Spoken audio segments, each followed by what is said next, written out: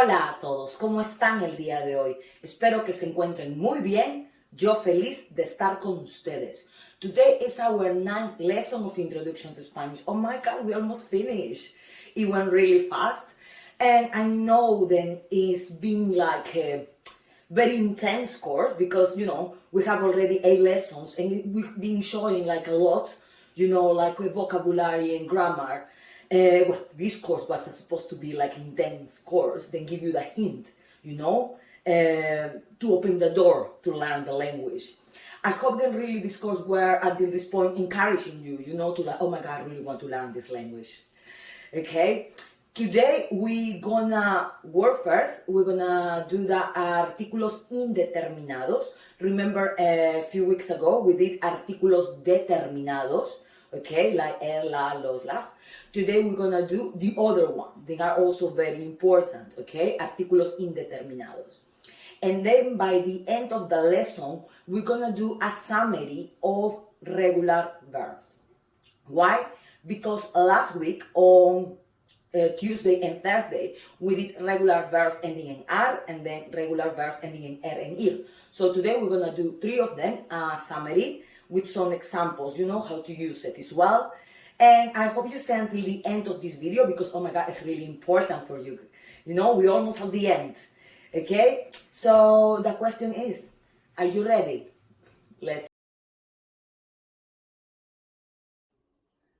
Okay, so now we are in artículos indeterminados.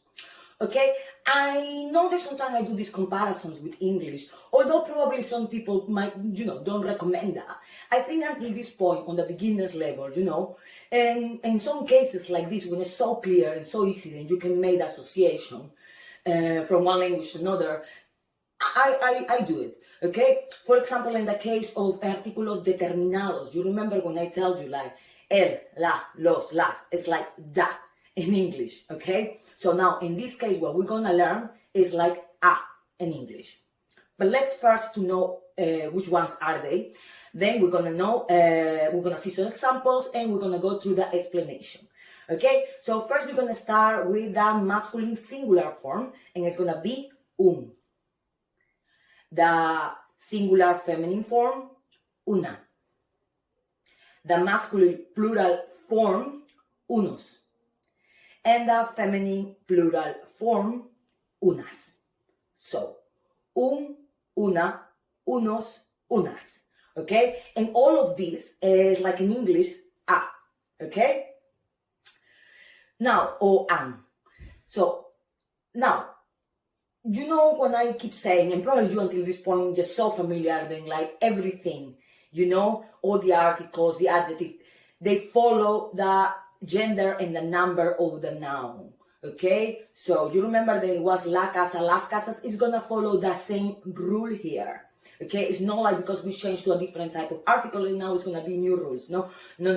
Something that is feminine, something that is masculine, and the rule with the singular and the plurals also is gonna be exactly the same, okay? So we're gonna put an example, my favorite one, casa, okay? So it's gonna be una casa, unas casas. Why una? Because it's a singular female noun, casa. Why unas? Because when I say casas, it's a plural feminine noun, therefore it needs to be unas. Okay? Same with a masculine noun, like libro. Un libro, unos libros. Okay? I think that it's clear. I think that it's clear and very straightforward, this part. Okay? But now, when you're gonna use this, why you using artículos indeterminados sometimes and the others, like the determinados in different cases, okay? So, you're gonna use el artículo indeterminado when you identify something as part of a group, okay? Por ejemplo, la papaya es una fruta. And I love it. It's one of my favorites. Okay? Or, por ejemplo, Lima es una ciudad muy grande. Okay? So you see it. I'm not talking specifically, about papaya or Lima. It's in general. La papaya es una fruta. Lima es una ciudad una ciudad grande. Okay? So, identify something in general as part of a group. Also, these articles are used for quantity, okay? Para la cantidad, to measure quantity. What I mean, okay, let's see an example. Quiero un kilo de papa, por favor. Okay? You're not gonna say what I always hear, like, 1 kilo. No. You don't say the number. You use, in those cases, the article. In the article, because the word is kilo, then it's masculine because it's el kilo, you will say un kilo. Okay? Un kilo of whatever. Okay? Un kilo de papa, un kilo de huevos, un kilo de arroz. Okay? So, then you use it, like I said, for quantity, para cantidad, para medir cantidad. Otro ejemplo, por ejemplo, necesito una maleta nueva para mi próximo viaje. Actually, that's true. I need a big one for my next trip in December. Okay? So again, una maleta, a bag. Okay? It's not like a handbag. Oh, it's maleta, like a luggage. Okay? Maleta. O maleta. Yeah? The one that you use it to travel, to go somewhere. Okay? So, necesito una maleta. Okay? You see it. I don't talking about, the specific bag. I'm talking about something in general. Okay? And I telling you, then I need, necesito una maleta. Okay? If I need more than one, I can say necesito unas maletas. Actually, in both cases, I need more than one. So, necesito unas maletas para mi próximo viaje.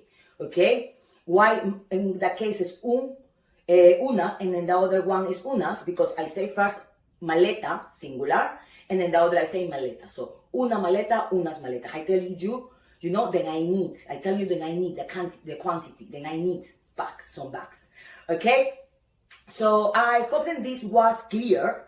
I think it's straightforward, but if I'm wrong, if there's some doubts or some queries, then please write it on the comments. And now we're gonna move to verbs, to the summary of the regular verbs.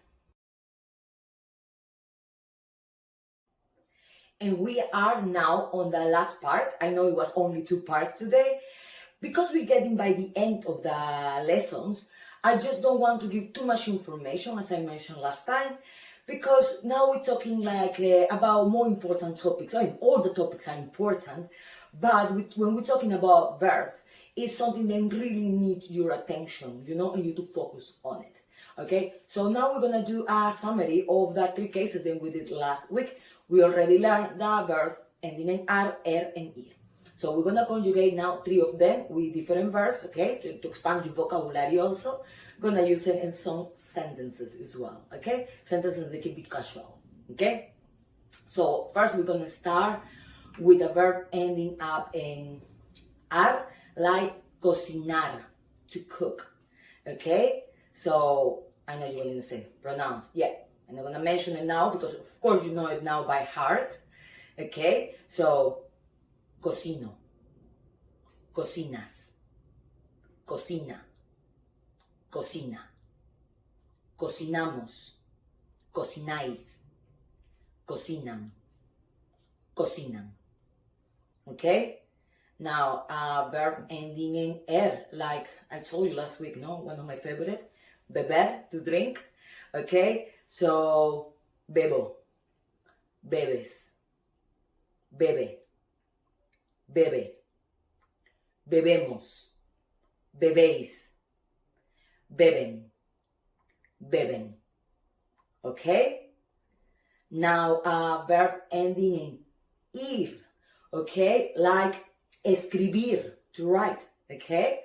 So, escribo, escribes, escribe, escribe, escribimos, escribís, escriben, escriben.